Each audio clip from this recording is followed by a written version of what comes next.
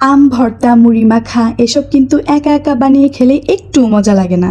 তাই তো আমি ছুটে গেলাম ৭ সমুদ্র ১৩ নদী পার করে আমার মামা শ্বশুরের বাড়ি। সেখানে আমার রায়বাঘিনী, ননদিনী ও দুষ্টু মিষ্টি দেবরদের নিয়ে আম ভর্তা খাবো, তাই তাদের কাছে চলে গেলাম। আজকে যা গরম পড়েছে, এই গরমে আম ভর্তা খেলে খুবই ভালো লাগবে আমি শিওর। তো যেতে যেতে বিচ্ছু বাহিনীদের সাথে নিয়ে মামাদের গাছের টক মিষ্টি আমগুলো পেরে নিয়ে আসলাম। আজকে আম ভর্তা খাবো একটু অন্যরকম ভাবে, তাই আমগুলো খুব সুন্দর করে ধুয়ে নিয়ে আসলাম। জল ঝরিয়ে আমগুলো পলি ব্যাগের ভেতরে দিয়ে দিলাম। তার সাথে লবণ, চিনি এবং অনেকটা পরিমাণ মরিচের গুঁড়াও দিয়ে দিলাম। এইবার শুরু হবে আম ভর্তার আসল ম্যাজিক। তো এই তো আমার দুষ্টু মিষ্টি ছোট্ট দেবর এত বড় একটা টেনে আমগুলো থেতলিয়ে আম ভর্তা করছে। কলা পাতায় আম ভর্তাগুলো নামিয়ে যখন খাওয়া শুরু করলাম, সত্যি বলতে অসাধারণ টেস্ট ছিল। আমার তো ভিডিও এডিট করতে করতে খুবই লোভ লাগছে আবারও সেই আমগুলোর প্রতি। তো যাই হোক বন্ধুরা, তোমরা কে কে এইভাবে আম ভর্তা খেতে পছন্দ করো কমেন্টে জানাবে, আর আমার ভিডিওটি ভালো লেগে থাকলে শেয়ার করে দেবে।